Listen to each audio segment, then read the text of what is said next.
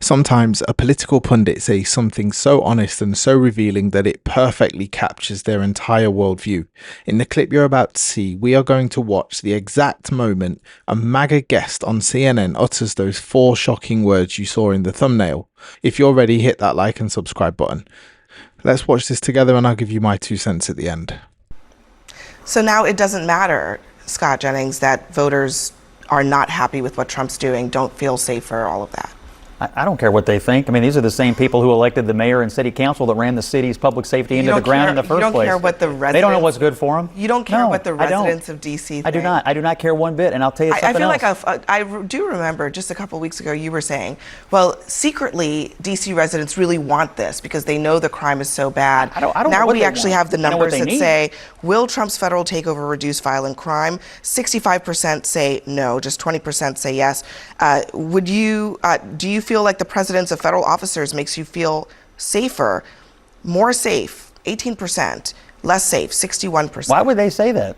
Here are the facts. When you ask the residents that Trump is claiming to help, they say that they oppose it at a 79% rate. 61% of them feel less safe. When you ask them what they care about the most, it's not homicides, it's not carjackings, it's Trump's occupation of D.C. So the question then becomes, who are we helping here? Who are we helping here? The idea that public policy isn't meant to serve the public in D.C. is absolutely absurd when Trump was claiming he was helping the public. So the question that I then want to ask is, why don't we mobilize the National Guard to the 8 out of 10 red states that are the highest homicide states? If this decreases crime, and that's sufficient enough to mobilize the National Guard against the explicit will of the people of D.C., why is the National Guard not marching through the streets? But one thing, because what Adam just said was something that we asked here at the table yesterday.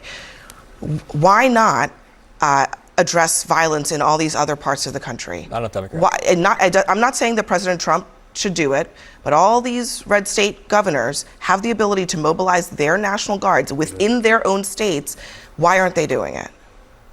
Right now, I don't think they feel the need to. But right even now, though the Home Rule violence Act, levels are higher in some of those states don't have a Home Rule Act, but they do have a governor. No, but they have a governor and they have a National Guard that's under the control of the government. We're talking about D.C. right now. But their cities have more crime than Washington, the difference between our national capital and every other city. You're saying that the National Guard is a defeater of crime, but then you refuse to endorse the National Guard being put in other states. You're going to say the National Guard is lower I'm arguing crime that the national capital, Washington, D.C., exists in a different federal zone, as was pointed out. Yeah, but that is only it's our national as it relates capital. to I'm sorry, it is different Scott, than Memphis it or is whatever. only as it relates to Donald Trump's role in this whole thing. When it comes, the president's, that's what I'm saying. When it comes to the rest of the country, governors have the.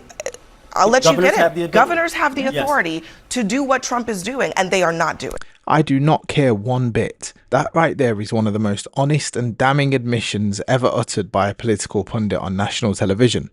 Scott Jennings just told the entire country that his political philosophy is not based on helping voters, it's based on contempt for them. It was a total mask-off moment. He literally said that the people living in a city don't know what's good for them. But then Adam Mockler delivered the flawless checkmate. He exposed the stunning hypocrisy with one brilliant, unanswerable question. If the goal is public safety, why aren't you demanding the National Guard be sent to the red states with the highest murder rates? And what was the response? Total silence. They had nothing. They were completely cornered because Mockler had just proven that this was never about crime. It was always about power and punishing political opponents. It was an absolute masterclass in debate. What do you think? Was this one of the most brutal takedowns you've seen on CNN? Let me know in the comments below, and if you enjoyed this breakdown, make sure you hit the like and subscribe button for more. Thanks for watching.